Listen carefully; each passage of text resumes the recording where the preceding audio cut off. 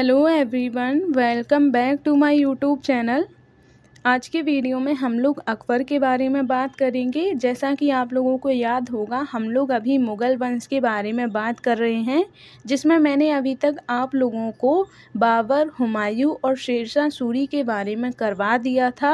तो अगर आप लोगों ने वो वाला मेरा वीडियो नहीं देखा है तो प्लीज़ इसके पहले वो वाला वीडियो ज़रूर देखिएगा, क्योंकि तभी आप लोगों को मुग़ल वंश के बारे में सारी चीज़ें समझ में आएंगी। अगर हम लोग अकबर के टाइम के बारे में बात करें या फिर इसके शासनकाल के बारे में बात करें तो वो हमें 1556 से लेकर 1605 ईस्वी तक देखने को मिलता है। अकबर के बारे में बात शुरू करने से पहले अगर आप लोग मेरे वीडियो पर नए हैं तो प्लीज़ मेरे चैनल को सब्सक्राइब कीजिएगा, जिससे कि हिस्ट्री से जुड़े और भी इसी तरीके के वीडियो आप लोगों को मिलते रहें। इसके अलावा अगर आप लोग एंसेंट हिस्ट्री का भी सिलेबस देखना चाहते हैं तो उसका लिंक भी आप लोगों को डिस्क्रिप्शन बॉक्स में मिल जाएगा, आप लोग वहां से जाकर देख सकते हैं। अब चलिए हम लोग अकबर के बारे में बात शुरू करते हैं। सबसे पहले हम लोग राजनीतिक घटनाक्रम के बारे में बात करेंगे, लेकिन इसके पहले का जो राजनीतिक घटनाक्रम था, यानी कि अकबर के पहले जो भी राजनीतिक घटनाक्रम था, उसके बारे में हम थोड़ी सी बात कर लेते हैं। अकबर जो है, इसका जन्म हमें 1542 ईस्वी में अमरकोट में देखने को मिला था, क्योंकि अकबर जो है वो हुमायूं का पुत्र था और हुमायूं के टाइम पर हमें बहुत तरीके की राजनीतिक अस्थिरताएँ देखने को मिल रही थी। जैसा कि मैंने आप लोगों को हुमायूं जब पढ़ाया था तब बताया था कि हुमायूं पहले शासक बनता है, लेकिन बीच में शेरशाह सूरी का शासनकाल हमें देखने को मिलता है और उसको हराकर हुमायूं दोबारा से शासक बनता है। तो इस तरीके के बहुत से राजनीतिक परिवर्तन देखने को मिल रहे थे। और इसी बीच में हुमायूं जो है वो 1542 में जब अमरकोट के राजा के पास जाता है तो उसी समय हमें अकबर का जन्म होता हुआ दिखाई देता है। और जब अकबर सिर्फ 13 साल 4 महीने का था तभी उसका राज्य अभिषेक कर दिया जाता है। तो उसके बाद हमें देखने को मिलता है कि अकबर जो है वो 13 साल की उम्र में शासक तो बन जाता है, लेकिन चूंकि वो राज्य के प्रशासन को संभालने के काबिल नहीं था, इसीलिए सबसे पहले वो बैरम खां के संरक्षण में शासन करता है। उसके बाद फिर महाम अंगा के संरक्षण में शासन करता हुआ दिखाई देता है।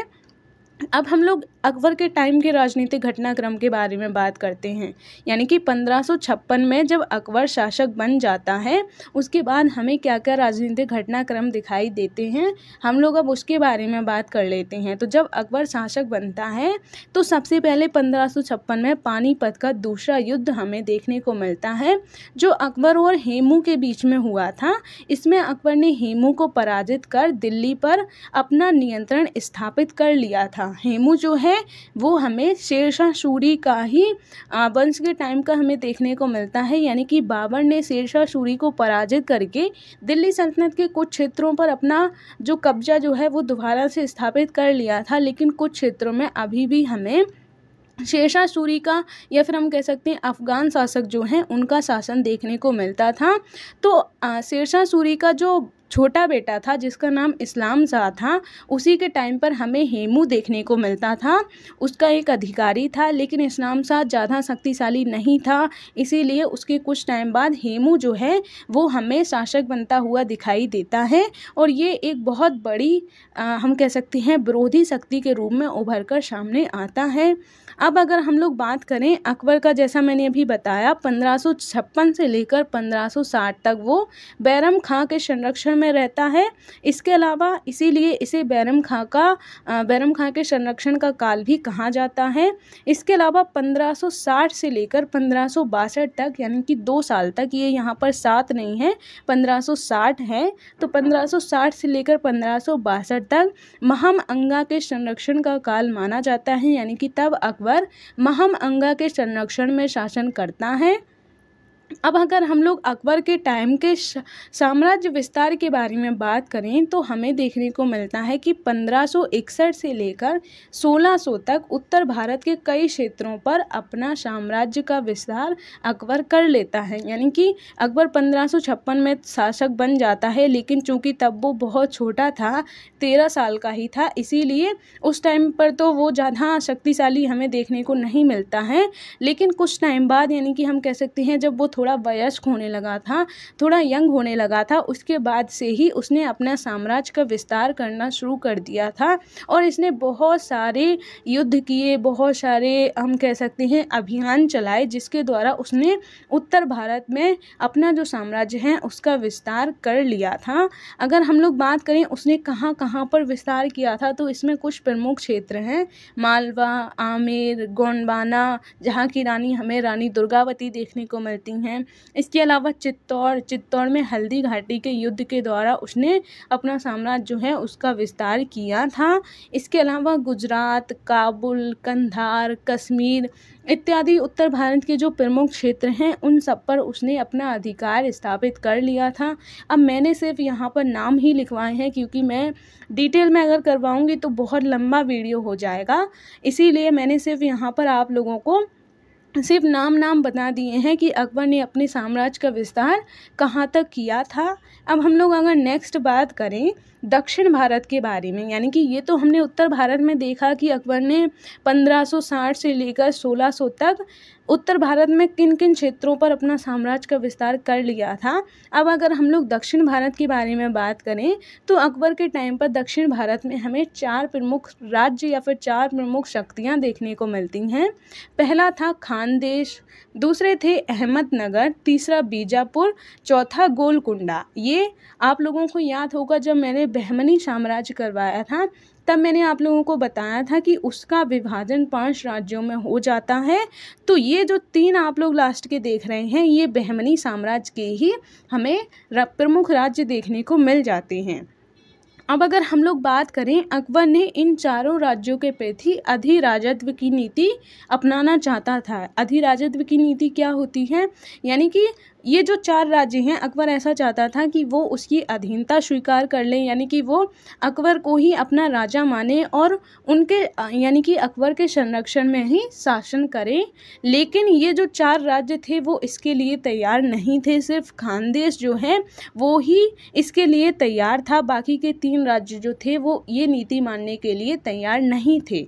हालांकि खानदेश में अभी बाद में विद्रोह हुआ और 1620 में उसका विलय मुगल साम्राज्य में कर लिया गया। 1620 में अगर हम लोग बात करें इस टाइम तक आप लोग देख सकते हैं कि ईस्ट इंडिया कंपनी जो है वो भी 1600 में भारत में आ जाती है। तो यानी कि इस टाइम पर हमें अंग्रेज़ों की जो शुरुआत है वो भारत में होती हुई दिखाई देती हैं। तो उनके बारे में भी हम लोग आगे बात करेंगे आने वाले कुछ वीडियोस में। अब अगर हम लोग नेक्स्ट बात करें अकबर के शासनकाल में ही अहमदनगर के क्षेत्रों पर भी मुगलों का नियंत्रण होता हुआ हमें दिखाई देता है।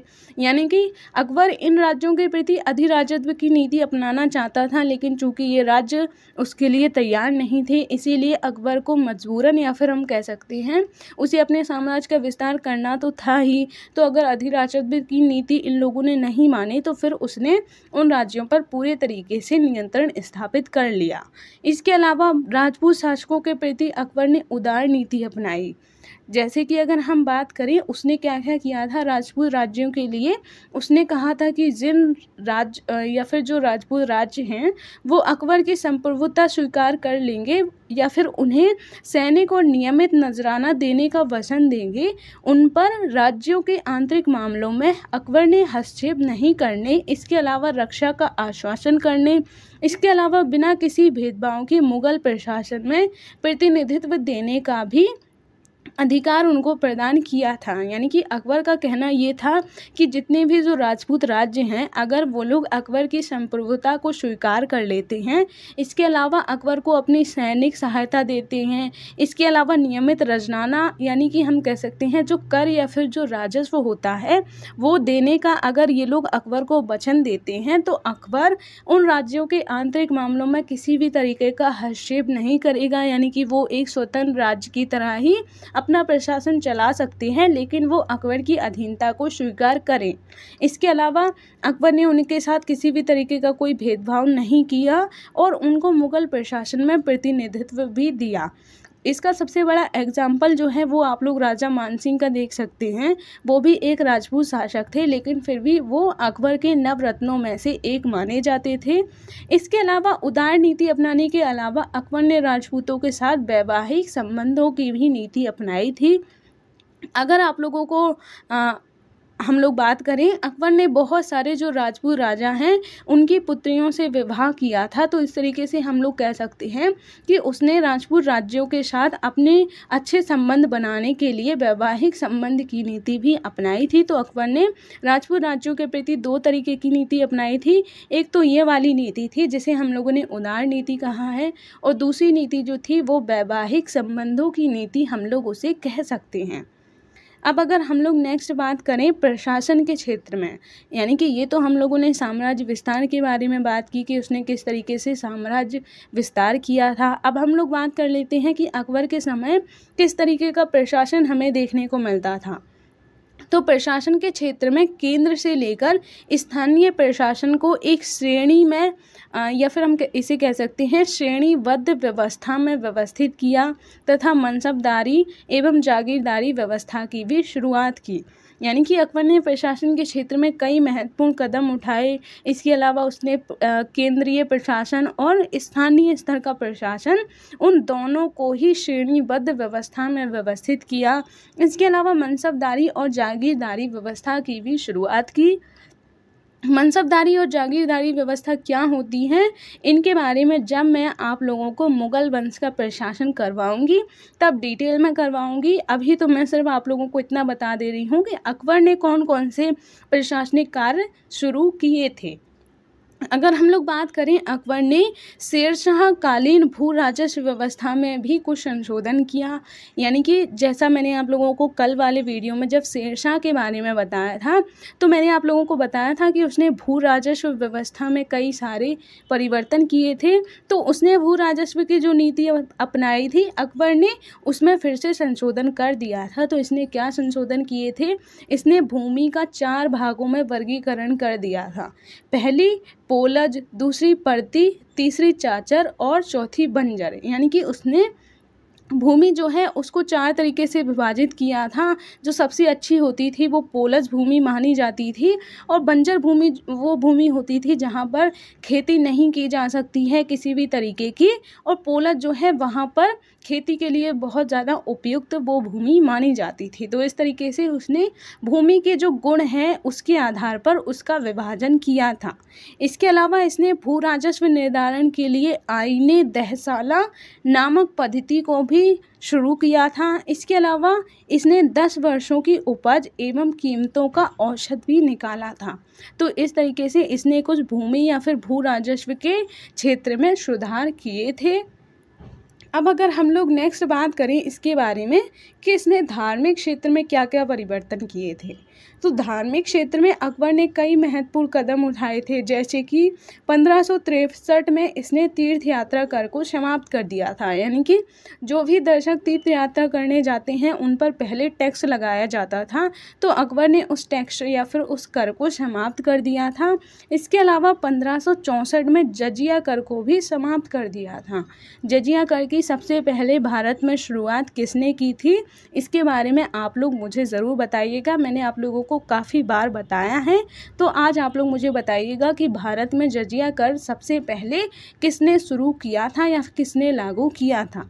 तो जजिया कर को भी अकबर ने समाप्त कर दिया था। इसके अलावा 1575 में इबादत खाना की भी शुरुआत की थी। इबादत खाना जो है वो विभिन्न मुद्दों पर धार्मिक विचार विमर्श के लिए एक संस्था हम लोग कह सकते हैं, उसकी भी अकबर ने स्थापना की थी। इसके अलावा 1579 में अकबर ने खुतबा पढ़ा।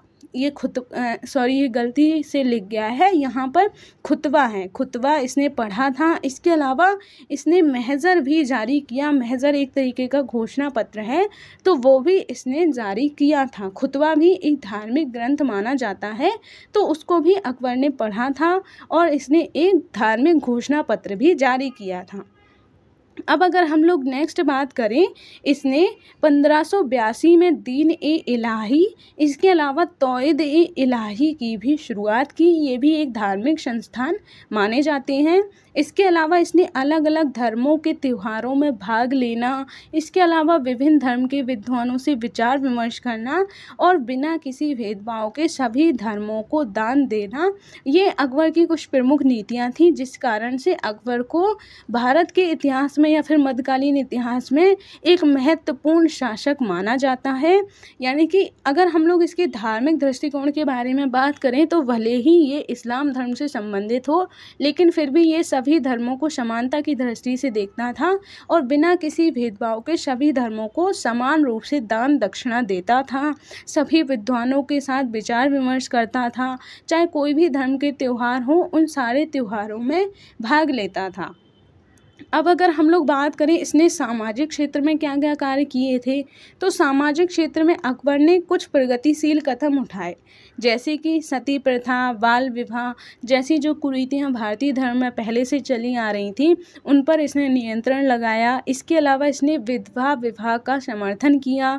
साथ ही हिंदू और मुस्लिम छात्रों को एक साथ शिक्षा का प्रावधान भी कराया। यानी कि पहले क्या होता था कि हिंदू छात्रों को अलग शिक्षा प्रदान की जाती थी, मुस्लिम छात्रों को अलग शिक्षा प्रदान की जाती थी, तो अकबर ने उस नीति का भी विरोध किया और दोनों को एक साथ शिक्षा प्रदान कराने का नियम जो है या फिर प्रावधान जो है उसको लागू करवाया।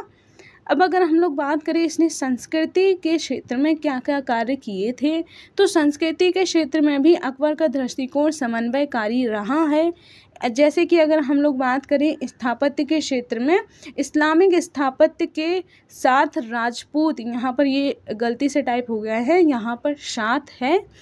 इसके अलावा इस्लामिक स्थापत्य के साथ साथ उसने राजपूत, ईरानी, ईसाई की विशेषताओं को भी समाहित किया। यानी कि स्थापत्य कला का जो उसने विकास करवाया, उसमें ऐसा नहीं है कि सिर्फ इस्लामिक स्थापत्य के ही गुण या फिर विशेषताएं हमें दिखाई देती हों, उसने राजपूत शासकों के जो स्थापत्य की विशेषताएं थी उनका भी ध्यान रखा। इसके अलावा ईरान की जो स्थापत्य कला की विशेषताएं थी, इसके अलावा ईसाई की जो विशेषताएं थी, उन सबको ध्यान में रखते हुए स्थापत्य कला का विकास किया। इसके अलावा चित्रकला एवं संगीत के क्षेत्र में हिंदुओं व मुसलमानों के कलाकारों को भी संरक्षण प्रदान किया।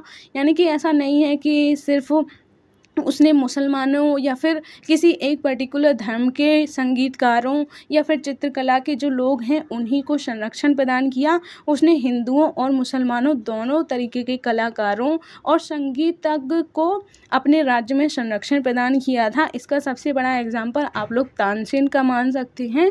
तानसेन जो है वो अकबर के नवरत्नों में से एक प्रमुख संगीतकार माने जाते हैं। अब अगर हम लोग नेक्स्ट बात करें, अकबर के शासनकाल में फारसी, हिंदी, संस्कृत आदि भाषाओं को भी संरक्षण मिला। अब अगर हम लोग आगे बात करें तो संस्कृत ग्रंथों, विशेषकर हिंदुओं के धर्म ग्रंथों का फारसी में अनुवाद भी अकबर ने कराया। यानी कि अकबर ने बहुत सारे हिंदू धर्म के जो प्रमुख ग्रंथ हुआ करते थे उसका उसने फारसी में अनुवाद भी कराया। इसके अलावा दरबारी इतिहास लेखन की भी शुरुआत हमें अकबर के टाइम पर ही दिखाई देती है। तो इस तरीके से अकबर ने बहुत सारे काम किए, जिसकी वजह से अकबर को एक महान शासक का दर्जा प्राप्त है। तो आज की वीडियो में हम लोगों ने अकबर के बारे में डिटेल में बात कर ली है। नेक्स्ट वीडियो में अब हम लोग जहांगीर, औरंगजेब, इन सब के बारे में बात करेंगे। आज की वीडियो को हम बस इतना ही रखते हैं। अगर आपको वीडियो पसंद आया हो तो प्लीज़ लाइक कीजिएगा और मेरे चैनल को सब्सक्राइब कीजिएगा। मिलेंगे अब हम लोग नेक्स्ट वीडियो में, तब तक के लिए जय हिंद।